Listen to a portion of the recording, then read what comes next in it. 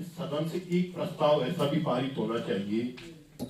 शिक्षकों की कमी को तो आप बोल रहे हैं कि आप करेंगे, क्योंकि तमाम विद्यालयों में है, क्योंकि हम प्रधान है सिर्फ लिखवार गांव के बेशक हैं, लेकिन हमारे जो अध्यक्ष जी हैं लोकपाल कंडियाल जी या हमारे प्रमुख जी हैं, इन सबके मार्गदर्शन में तमाम जो ब्लॉकों में विभिन्न स्कूलों की समस्याएं होती, लोग हमसे भी शेयर करते हैं। और शिक्षकों की कमी का तो है ही, लेकिन सर एक बड़ा मुझे बहुत दुख हो रहा है कि अतिथि शिक्षकों की तरफ किसी का ध्यान नहीं आ रहा।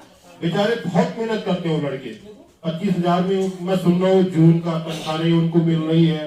मैं सुन रहा हूँ यार अब आजकल कई लड़कों को जैसे आ रहे हैं तो पता नहीं किस जिले में जाएंगे, उनको पता ही नहीं है।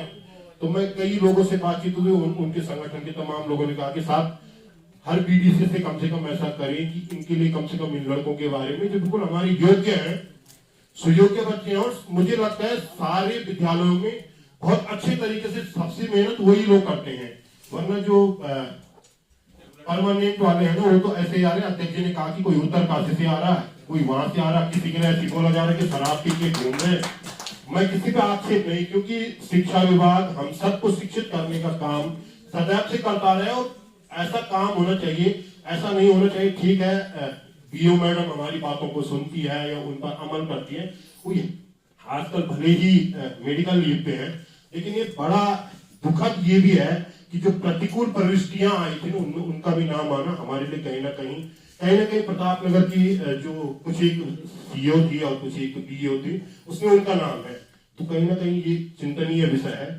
ठीक है वो सुनती है, उस पर कार्यवाही करने का काम भी करती है, लेकिन अब जैसा कि आपने कहा है कि कहीं ना कहीं उनका व्यक्तिगत है, लेकिन व्यक्तिगत का इतना भी ना हो कि लोग इस तरीके से रहे। तो एक तो ये अतिथि शिक्षकों के संबंध में, दूसरा आपने कहा ही है, अब उसमें शायद रिपीट करने की बहुत जरूरत नहीं है, क्योंकि अतिथि शिक्षक मुझे लग रहा है कि वो सिर्फ अतिथि कहने के लिए है, काम वो रेगुलर से बहुत अधिक करते हैं, उसमें कोई दो राय नहीं है।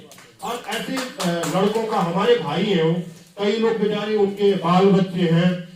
अगर हमारे एक रेगुलर टीचर को 70,000 80,000 रुपए, उसके बाद भी मैं कई लोगों को सुनता हूँ यार महीने के आखिर तक जो है खर्चा खत्म हो गया, बच्चे की फीस देनी है, उनकी भी बच्चे हैं, उनका भी परिवार है, अपने माँ बाप का पालन पोषण करना, अपने घर परिवार की जिम्मेदारी को। अब ऐसे ही है, हमारे एक प्रधान जी भी थे हमारे साथ, वो बेचारे यहाँ से डिस्टर्बेंस उनको यहाँ से वो पौड़ी चली गई, अब वो वहां से आजकल मैं सुन रहा हूँ कई लोग यहाँ से जा रहे हैं। और शायद अतिथि शिक्षकों का पूरे प्रदेश में आजकल इस विषय पर हो रहा है। दूसरा, अध्यक्ष जी